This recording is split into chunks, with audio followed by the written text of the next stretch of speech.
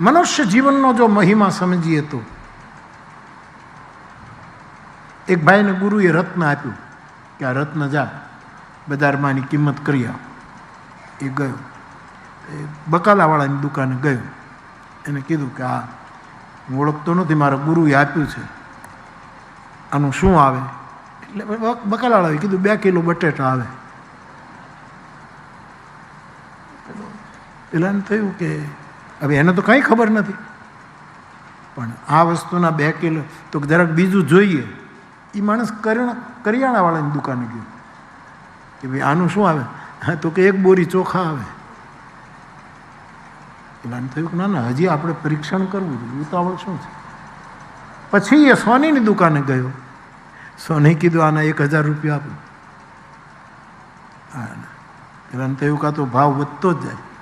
પછી ત્યાંથી એ નીકળી ગયો અને ઝવેરીની દુકાને ગયો. ઝવેરીએ કીધું આ રતન મને આપ તો હું 11 લાખ રૂપિયા આપું. આ માનવ દેહ રતન છે સાહેબ. બકાલીની પાસે જાય તો બટેટા પૂરતી કામ આવે છે, કરિયાણાને ત્યાં જાય તો ચોખાની ગુણ છે, અને કોઈ સોનીને ઘરે જાય તો 1000 રૂપિયા, પણ કોઈ સદગુરુના હાથમાં માનવ જીવન આપે તો કરોડો રૂપિયા. એવું કિંમતી આ જીવન છે. એની કિંમત જો આપણને સમજાય